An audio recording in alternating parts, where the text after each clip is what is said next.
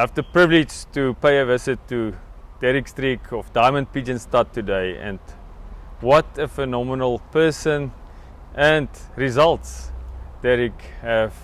Actually, by now we can see almost a rich history in Africa Pro, because he's our fancy that won the black jacket the very first year, and last year he came third in the rankings of the black jacket, which immediately tell us this is a fancier we need to be reckoned with. And also the ace pigeon last year was also coming out of your families. We see a crossbreeding between that and Oscar's Fries. But before we discuss all of this, Derick, can you just explain to the world who is Derick Streak, Diamond Pigeon Stud? Man, it starts from a very, very young age, where I got lost in Pretoria, in Waverley.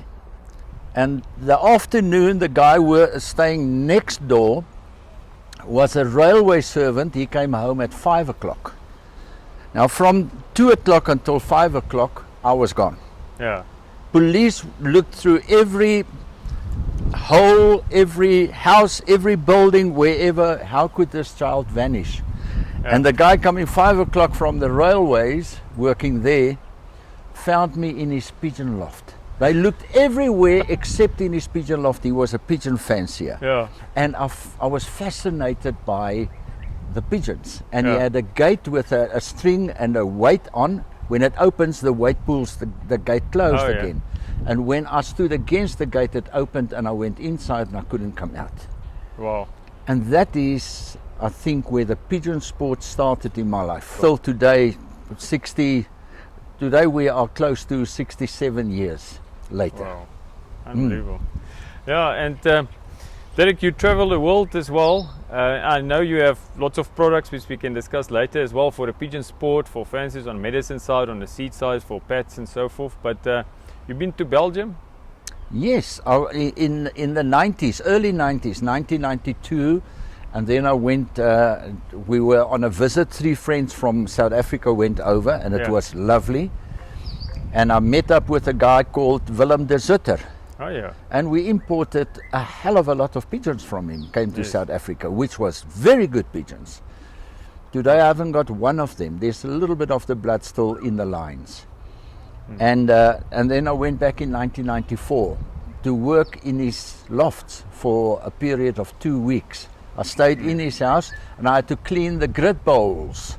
Yeah. Every morning, fresh grit, and the Yeah. old grit had to be removed, and I had a little brush and I had to brush out all the dust and stuff and put just a tablespoonful of fresh grit for that compartment for that day. Yeah. It was a daily change of the grit. Yeah. But what I learned from him, he taught me the most important thing ever about pigeons, that today is a massive secret in the world, and very few people know it. Yeah. It's just come to light now recently in South Africa. Yeah. But then I came back and I made a video of that in particular. Tell me, from so far back in history to up till winning Africa Pro, coming first black jacket, what's the secret? What's going into a group of 15 pigeons? What's the mastermind behind that to achieve such a result, to win the black jacket? Very good question. And I think that's where a lot of people lack. And I've seen very big names sending pigeons to Africa Pro. And they are not so successful as certain lofts of old fanciers. You take a guy like Gijslo. His Yes. father was Kobus. Yes. Me and him as young kids went to a same fancier, Johan Fulcher, to get young birds. Yes. And he selected birds, and I got youngsters. I picked it up and I met Gijs that day there, and we grew old together in the sport, and see what a wonderful fancier he has turned out. Now, growing up with the sport and all the work that you're doing in the sport to encourage your own knowledge, to build up knowledge, there's more in a pigeon than what we think. Yeah. And I've done some work on it, on the eggs of pigeons. I've done it on the throats of pigeons. I've done it on feathers of pigeons. Yes. Yes. That is absolutely the truth. and people don't know it, they can't see it. So with all these things that you work and you make videos of it to try and teach people, and you can explain it and they still don't understand it, but in time they phone you back and says, I found it, Yeah. I saw what you're looking at. And that's wonderful. That keeps you in the sport. Now we get a massive one loft race like Africa Pro, and I used to do other one lofts in South Africa. Then I cut away from that, and those people phone me, why do I cut away from their one lofts? Yeah. I says, because I belong where the best pigeons in the world are, Yeah. in the international competition. I just feel that all the guys that participate there Yeah. know they are in a different class. Yes. And they want to compete in a different class, and they want to win in that different class. Yes, So yes. I was lucky to win it the first time, but you have to select pigeons. If you take a pigeon, just put him in the basket, you can forget it. You have to go through the pigeons, mark those pigeons particularly for Africa Pro. Yeah. Next day, catch them again. Next week, catch them again. The week after that, catch them again. And select and see which pigeons are developing to become really, because the eyes when it's young, you can not see much, but the eye tends to get a bit of color. Then the pigeon is not so old to send there yet, and he hasn't come out of my lofts yet, so I can send him and they'll break him in there. Because I know we've got very good people that can do it. Yes. And if you don't select a pigeon a couple of times, and you what you have learned in your history, to apply that to the pigeon, you've got a very good chance of doing well in that loft. Derick, you talk about selection and handling the same pigeons over and over before you send them to Africa Pro. There's so many different selection criteria. Yes. And tricks in the book. We many times say as many pigeons fly over the mountain every week. Yes. For a race, that's how many recipes and tricks are there. But what is your main selection criteria you will put on top, which is very important? Obviously, there's many things we look at the eye, and some people look into the throat, some look at the wings, some handling the pigeon. But what would you put as your critical, most crucial? The first thing, you take a pigeon in your hand, you feel his feathers. You haven't opened up a wing, you haven't felt the vents, the size of the pigeon, you feel the feathers. Yeah. And a pigeon must have a thicker, silky feather to it. Yes. If he feels like you've got a lot of wheat chaff in your hand, don't send that pigeon. Yeah. Because a bad pigeon's always got bad feathers. Yeah. But a good pigeon has always got good feathers. Then you can feel the breastbone of the pigeon together with the muscling. Yes. Not too big, also not too small. Then you go a little bit backwards to the vents. The vent of any good pigeon is closed. It's 3 bones. It's the breastbone and the 2 vent bones. Yes. A cockbird must be tight. Yeah. A lady can have a little bit space, maybe a half a finger to maybe a 3/4 finger, but the breastbones must be tight. It's just got to do with the whole rib case, the bone structure of that pigeon to be strong. Yeah. Then the underneath the wings, you've got a first bone, which must be short. My fingers are rather thin. I work no longer than 1.5. If I can get less than 1.5, like I've just bought Amira, which was a brilliant pigeon, and she is even less. She's maybe only 1 finger. That's so short. But here's a part that the pigeon fanciers don't know. There's a second bone. That second bone must also be short. And then you've got the other bone where all the primary flights are located on. Now the secondary flights, 10 of them. Primary flights, 10 of them. And then you have got the connection bone, the short one. Now the second bone where all the secondary flights are located, that's also must be short, to let you know where the pigeon, when he moves his wings up and down, how short it works towards the body. You must be able to get a wing that works short and work fast. That's what we're looking for. Then I look at the color of the outside. If it's a check pigeon, it has got triangles on the wing. Yes. If it's a dark check, the triangles facing backwards. If it's a dark check pigeon, not a light check, a dark check, the angles turn around and they face forward. The more beautiful the structure of the coloring of the feather is, the better the pigeon. Sure. A blue bar, if you've got a blue bar that the blue bars gets a 2 blue bar and you get a 3rd blue bar, sometimes you have to move the feathers away to see the 3rd one. Yeah. And they are thick, the blue bar, and it goes all the way down to the bottom. If a flight is closed like that, it must go blue bar right to the bottom.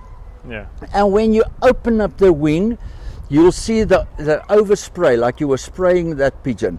The overspray goes onto the primary flights there, in the color of the quality of the feather of the pigeon. Then I would turn to the eye of the pigeon, and I always used to like an eye that is the mirror eye. In Cape Town areas, they talk about the mirror eye. It's just a clear eye. Yes. And then I bought a mirror, and she hasn't got that. Then I think to myself, how could this one excellent pigeon be different in eyes than all the others? That was on the eye. I like full round coloring in the eye, not little gaps in it. The best pigeons have got a decent iris in the eye. That's the color area. Then I open the mouth, which for me is extremely important. 3 things in the throat you must look at. The hole where the air goes in must be long and thin. He works with little oxygen. If the hole is big and round on the tongue, the pigeon carries eggs or is over fat inside.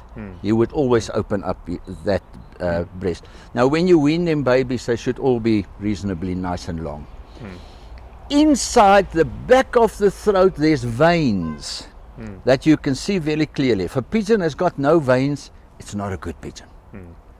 It's just inferior. It needs to have veins, and then that veins must be like a cobra. They must stand up and they must look at you like that. Shows you the vitality and the blood circulation going to the brain and to the rest of the body. Yes. And then right at the back on the curtain, there's a curtain at the back with little yellow teeth like a shark teeth. Yeah, I see.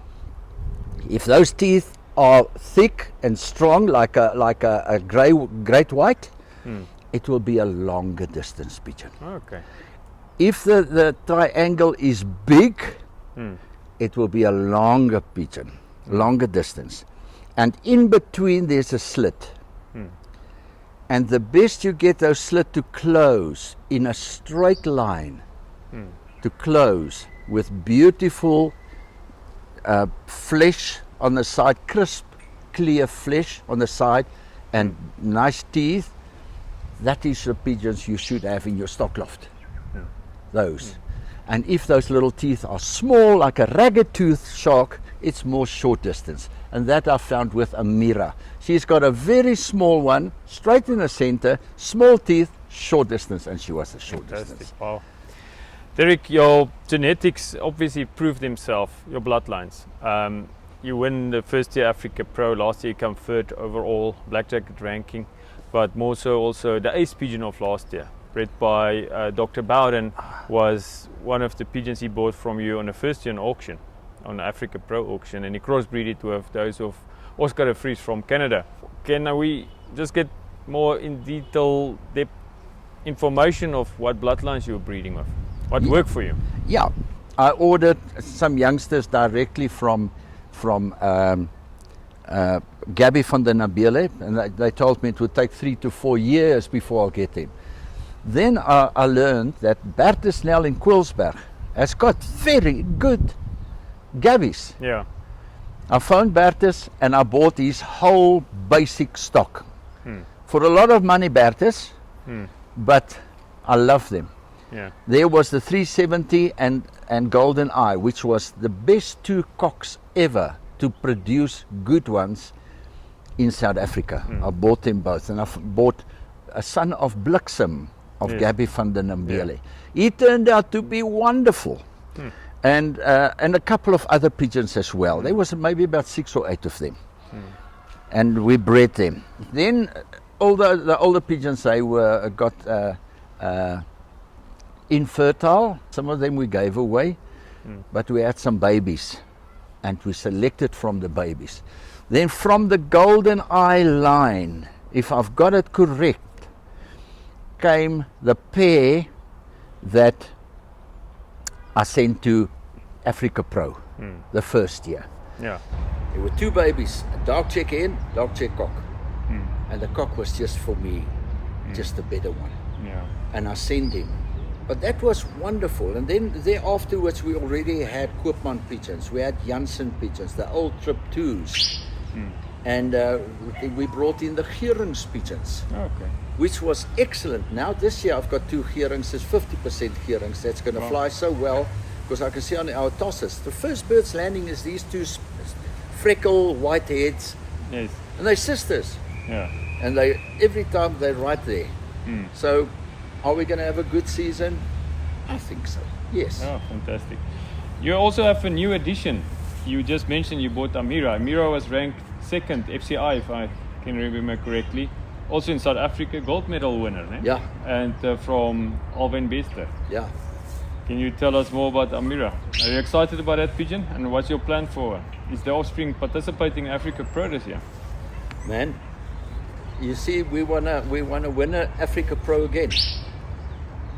And if you haven't got an aim up high to become better, there's no use of participating in a sport. You're just an ink and poop. Yeah. You see. And to get the Kittel pigeons on the racing that Africa Pro presents to the fanciers, it is the Kittel pigeons. That's where you must be. But you must have a Kittel cross. Yes. Not Kittels, because they will inbreed them like we had the trip to the Cluck Janssens many years ago. Yeah. They were so inbred that they eventually don't perform no more. Yeah. Because people are they're looking at the pedigree. But a lot of pigeons that's doing well, that has just won the gold medal the last couple of years, was Kittel crosses. Yes. So you must go for the Kittel cross. And here was a cross pigeon. It was the best pigeon, I believe, that Alwyn ever raced. Yes. And he was on the market. So I thought to myself, hell, I haven't got that type of money. But I'll go make a loan from my wife. And she didn't even know that I bought a pigeon. Oh yeah. And I said, we get Amira here. Wow. And I took her out. She was a bit down because she was transported from Alwyn to Hein, and from Hein to me. But 2 days later, she was wonderful. The feathers was there, the muscle was there, the flights. I'm looking very much forward to introduce her and to take some of the kids, maybe if we can, because I've already got orders on her that I can take to Africa Pro. But the cross must go to Africa Pro. Yes. And we will use the Sun Drum crosses, because Sun Drum was the best family of pigeons I ever. Yeah, I They can were see just- so in the results of the final back in 2022. They were all over filtered and crossed in, and they did well. My last question perhaps to you is, are you confident for this year, 2025 season? You know, the first year I selected those birds over and over and over, and then I sent them and they did the job. Yeah. The second year was not that good year. The third year was a little bit better, and then came the final race of last year. Yes. 67 birds back, I think 61, 67 or so on the day. And I realized that you can actually have a reasonable season and you can actually win the Black Jacket, which is the main series, on the last race. Yeah. And me having a lot of pigeons that do well on the long distance, it happened there. 12th and 18th. Yes. That was good. And my good friend from Bulgaria, Yeah, Rosan Dobrevi. Dobrevi, I'll meet him this year in Cape Town. And if he can do it, I can do it, and I can win Africa Pro again. And this is the year we are going for it. Fantastic. And I have got faith in the Lord that He will support me, and we'll do it. Good to know. And from our side, good luck, and we're looking to a great season ahead of us. Thank you very much.